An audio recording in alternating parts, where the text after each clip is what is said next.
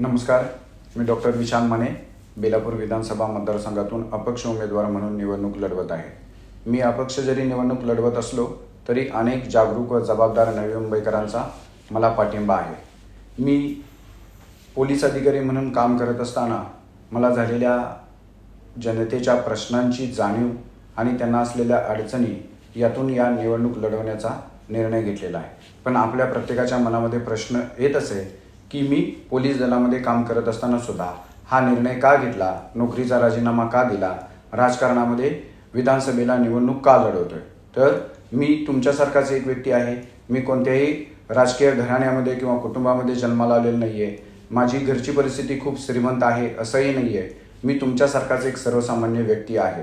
उच्च शिक्षण घेऊन मी डॉक्टर झालो. डॉक्टर झाल्यानंतर स्पर्धा परीक्षांचा अभ्यास करून मी पोलीस अधिकारी झालो आणि 12 वर्ष पोलीस अधिकारी म्हणून काम करत असताना मी लोकांशी संवाद साधला. लहान मुलं असतील, तरुण असतील, महिला असतील, प्रौढ व्यक्ती असतील, ज्येष्ठ नागरिक असतील, समाजातील प्रत्येक व्यक्तीपर्यंत भेटून संवाद साधण्याचं मी काम केलं. आणि त्यावेळी नवी मुंबईमध्ये हे काम करत असताना मला जाणीव झाली की लोकांचे अनेक प्रश्न आहे, लोकांना मदतीची गरज आहे, लोकांसाठी काम करण्याची गरज आहे. कारण की लोकांचे प्रश्न सुटत नाही आहेत. लोकप्रतिनिधींना ते सोडवण्यामध्ये अपयश आलेलं आहे. राजकीय व्यवस्थेमध्ये, कायदा आणि धोरण निर्मितीमध्ये चांगले उच्च शिक्षित तरुण उमेदवार नसल्यामुळे आपल्याला ती चांगली योजना तयार करण्यात आलेली नाही आहे. आणि म्हणून मी लोकांचे प्रश्न सोडवण्यासाठी, पूर्ण वेळ काम करण्यासाठी, जनसेवा करण्यासाठी तरुण वयामध्ये माझ्या शासकीय नोकरीचा राजीनामा दिलेला आहे. आणि सर्वात महत्त्वाची गोष्ट आहे, मागील काही वर्षांपासून आपण बघतोय की राजकारणाची परिस्थिती बिघडलेली आहे. महाराष्ट्रामधील विशेषतः मागील 5 वर्षाची परिस्थिती आपण सर्वांनी बघितलेली आहे.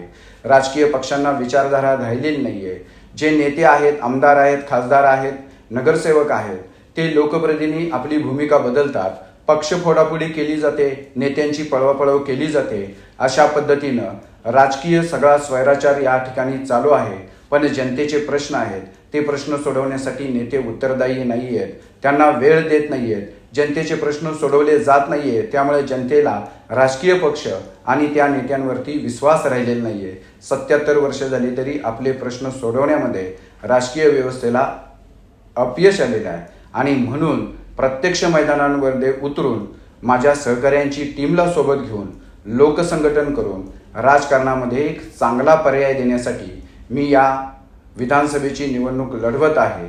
याही निवडणूक लढवताना मी एक निश्चित अशी योजना घेतलेली आहे. या 11 कृतीशील योजनांवरती मी काम करून जनतेचे प्रश्न सोडवणार आहे. मी निवडून आल्यानंतर पहिली माझी योजना असेल ती लोकप्रतिनिधी हा सर्वांसाठी उपलब्ध असला पाहिजे. त्यानं पूर्ण वेळ काम करणं गरजेचं आहे. त्याच्या कार्यालयात बसून त्यांनी लोकांसाठी वेळ दिला पाहिजे, त्यांच्याशी संवाद साधला पाहिजे, त्यांच्याशी भेटलं पाहिजे, त्यांचे प्रश्न काय आहेत, अडचणी काय आहेत हे सांगण्यासाठी त्यांना वेळ दिला पाहिजे. आणि प्रशासकीय व्यवस्थेकडून त्यांचे प्रश्न अडचणी सोडवण्यासाठी स्वतः पुढाकार घेऊन प्रयत्न केला पाहिजे. माझ्या मतदारसंघामध्ये आमदाराचं मदत कार्यालय हे कायमस्वरूपी उघडं असेल, कायमस्वरूपी चालू असेल. त्या ठिकाणी आमदार आठवड्यातील 3 दिवस पूर्ण वेळ बसून काम करेल आणि आमदाराची समन्वयक समितीची जी टीम आहे ती टीम पूर्ण वेळ तिथे उपस्थित राहून दर दिवशी लोकांचे प्रश्न जाणून घेईल, ते प्रश्न सोडवण्यासाठी प्रशासनाच्या माध्यमातून प्रयत्न करेल. त्याचबरोबर युवा विकास असेल, शिक्षण असेल, महिला मुली ज्येष्ठ नागरिकांची सुरक्षा असेल, उद्योग आणि रोजगार असेल, स्थानिक भूमिपत्रांचे प्रश्न असतील, वाहतूक व्यवस्थापन आणि खड्डेमुक्त रस्ते असतील, शहरामधील पायाभूत सुविधांचा विकास असेल, अशा अनेक योजना घेऊन मी 11 कृतीशील योजनांच्या माध्यमातून जनतेचे प्रश्न सोडवण्यासाठी प्रयत्न करणार आहे. सर्वात महत्त्वाची गोष्ट आहे, या मी कृतीशील योजना ज्या मांडलेल्या आहेत त्या प्रत्येक योजनांना मी निश्चित अशी अंमलबजावणी करण्यासाठी कालावधी ठरवून दिलेला आहे. आणि त्या कालावधीमध्येच मी ह्या योजना यांची अंमलबजावणी करण्यासाठी बांधील आहे. मी जरी अपक्ष उमेदवार म्हणून निवडणूक लढवत असेल तरी सुद्धा अनेक जागरूक जबाबदार नवी मुंबईकरांचा मला पाठिंबा आहे. मी युवकांचा प्रतिनिधी आहे, मी सुशिक्षितांचा प्रतिनिधी आहे. महिला मुलींना माझ्याबरोबर सुरक्षित वातावरण निर्माण करण्यामध्ये मी यशस्वी झालेले आहे. मी ज्येष्ठ नागरिकांना आधार देण्यामध्ये यशस्वी झालेला आहे. त्याचबरोबर सरकारी किंवा खाजगी नोकरदार असे यांचे प्रश्न मला माहिती आहे आणि प्रशासनाचा अनुभव असल्यामुळे, तरुण आणि कार्यक्षम असल्यामुळे, तंत्रज्ञान कशा पद्धतीनं वापर करून घेता येईल याची मला माहिती असल्यामुळं मी लोकांचे प्रश्न चांगल्या पद्धतीनं सोडवू शकतो याचा मला आत्मविश्वास आहे. आणि मी जनतेचाच प्रतिनिधी असल्यामुळे, लोकांमध्ये जाऊन काम करणारा क्रियाशील कार्यकर्ता असल्यामुळे लोकांशी माझा प्रत्यक्ष संवाद आहे, प्रत्यक्ष संपर्क आहे आणि खऱ्या अर्थानं लोकप्रतिनिधी म्हणून मी सर्वसामान्यांसाठी काम करणार आहे याची जाणीव सर्व नवी मुंबईकरांना झालेली आहे. पाठीमागच्या काही वर्षातील राजकारण पाहता नवी मुंबईकरांना सुद्धा एक वेगळा पर्याय हवा आहे. त्यांना बदल घडवायचा आहे आणि तो बदल घडवण्यासाठी मी त्यांच्यासमोर एक चांगला पर्याय ठेवलेला आहे. नवी मुंबईकरांना बदल हवा आहे, त्या दृष्टीनं आपण सर्वांनी प्रयत्न करूया.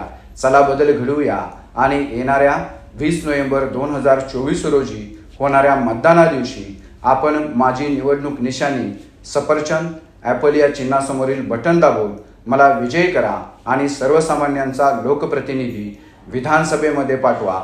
तात्पुरत्या मिळणाऱ्या प्रलोभनांना, आर्थिक फायद्यांकडे दुर्लक्ष करून आपण खऱ्या अर्थानं लोकप्रतिनिधी निवडण्यासाठी आपली भूमिका, योगदान द्या आणि आपल्या भविष्याचा, आपल्या स्वप्नांचा विचार करा, आपल्या जीवनाचा विचार करा आणि लोकशाहीला बळकट करण्यासाठी आम्ही जी राजकीय सुधारणेची चळवळ घेऊन आलेला आहे, या चळवळीमध्ये आपण सर्वजण सहभागी व्हा आणि आपण सशक्त समाज आणि बलशाली भारत घडवण्यासाठी सर्वजण मिळून प्रयत्न करूया. धन्यवाद. जय हिंद.